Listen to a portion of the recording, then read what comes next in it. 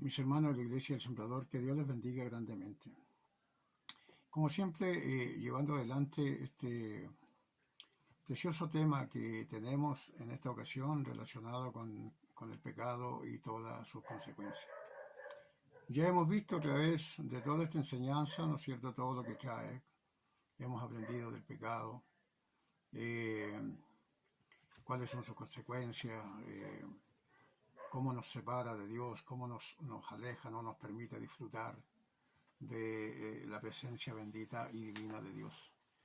Y tenemos, ¿por qué? Porque el pecado es una ley poderosa que nos aleja de Dios. El apóstol Pablo en Romanos, en el capítulo 7,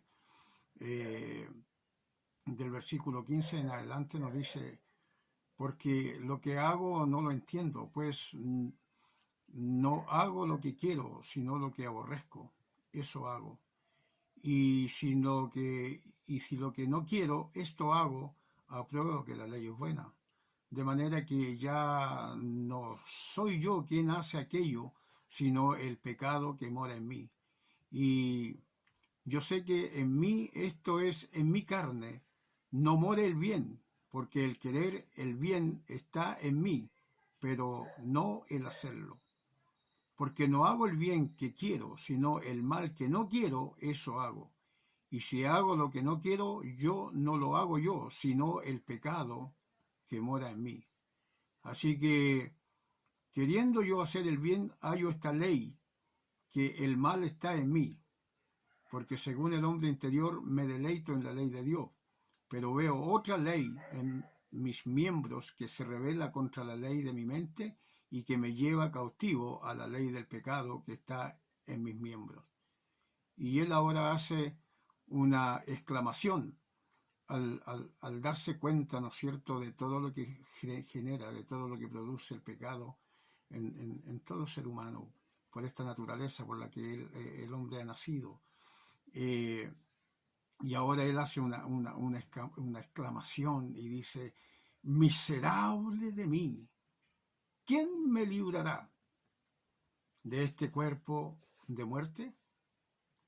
Pero junto con esa exclamación ahora viene un grito de victoria. Y dice: gracias doy a Dios por Jesucristo, nuestro Señor. Bendito sea el nombre de Jesús.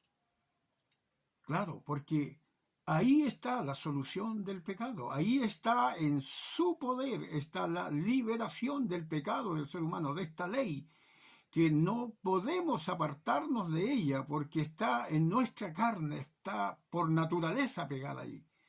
Pero sin embargo tenemos la solución, que Dios nos ha enviado a Cristo, nos ha dado esta dávila maravillosa, ¿no es cierto?, que fue enviado, que se hizo hombre con ese fin, con ese propósito, de poder liberarnos de esta esclavitud, de esta ley, de esta fuerza que nos envuelve, que nos amarra, que nos ata, que nos separa, que nos aparta de Dios.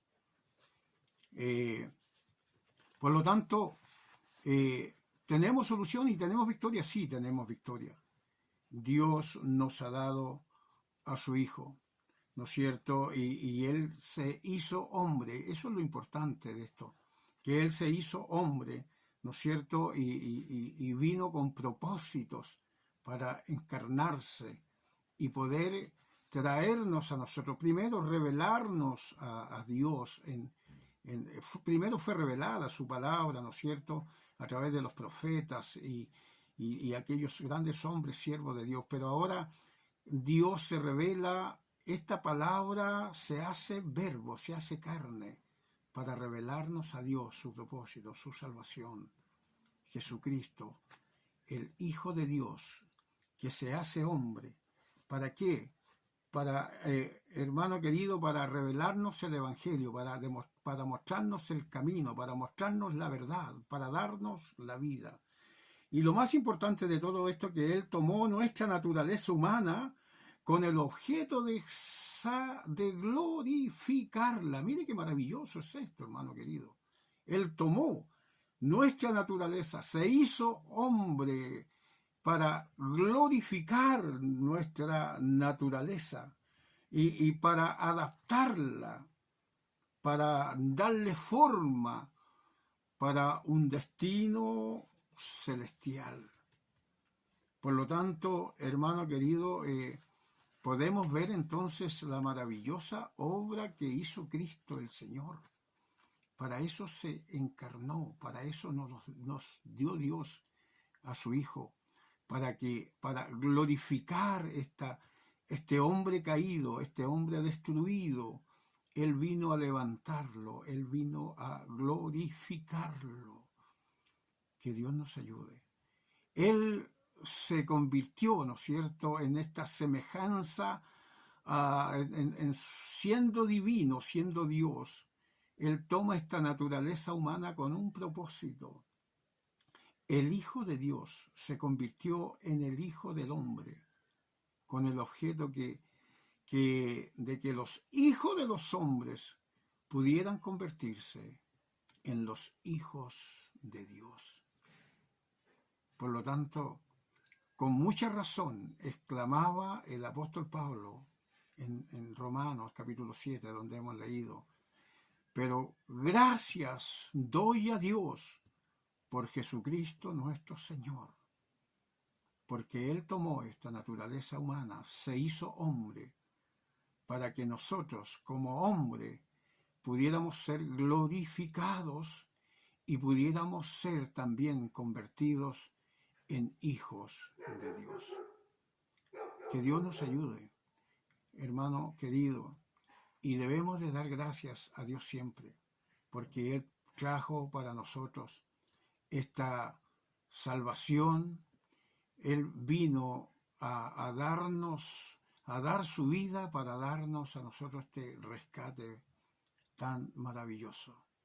Que Dios bendiga su palabra y que pueda usted reflexionar y agradecer a Dios profundamente.